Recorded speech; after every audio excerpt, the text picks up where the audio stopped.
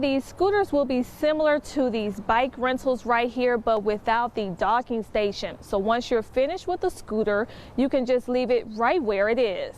It may seem like common sense, but not everyone knows where you can carry a gun in Roanoke. But here at the city courthouse, this is one of those places where a gun isn't welcome.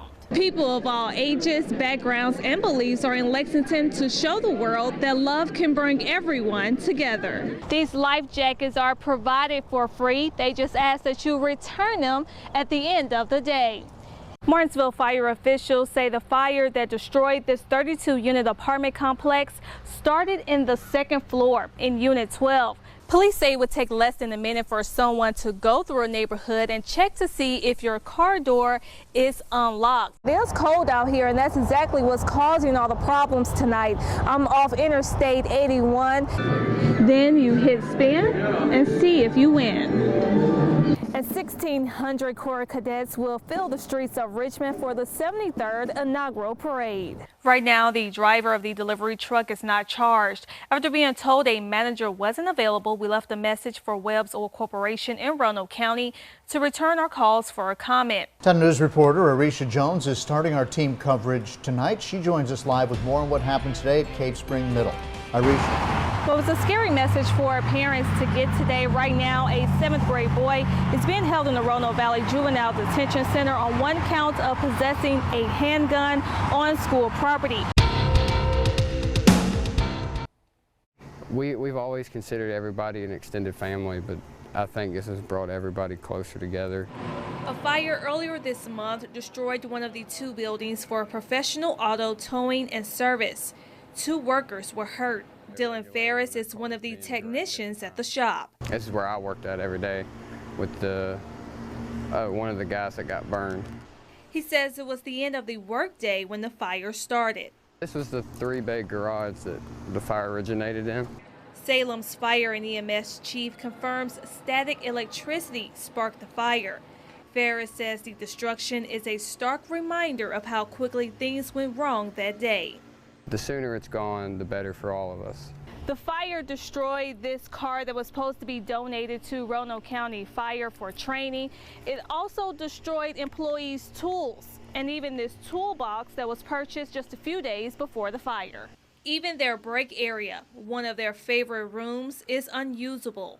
You know, we were in and out through here all day. It actually made it right up to here, and it kind of stopped.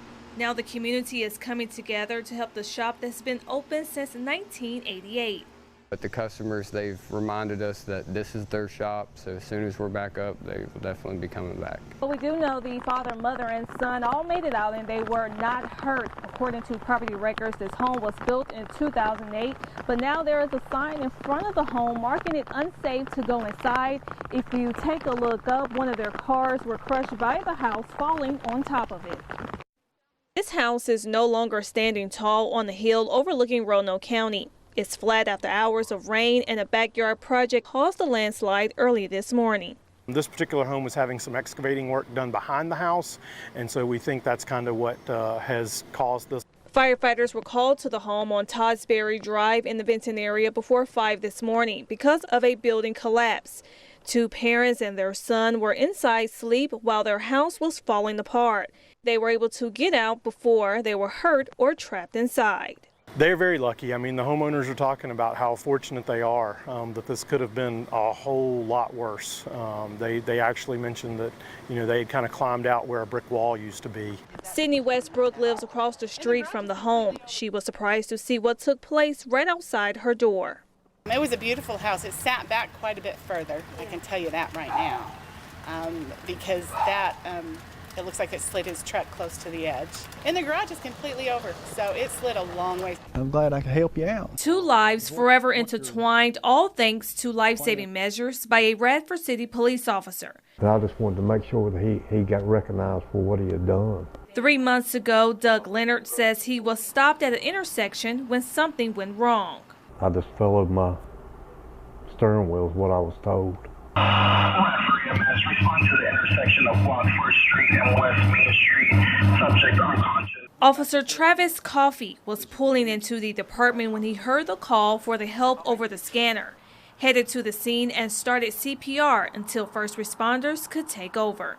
I was glad to see him breathe, but I do know that he was gone when I arrived on scene. No pulse, no breath. Leonard says he woke up several weeks later at Roanoke Memorial.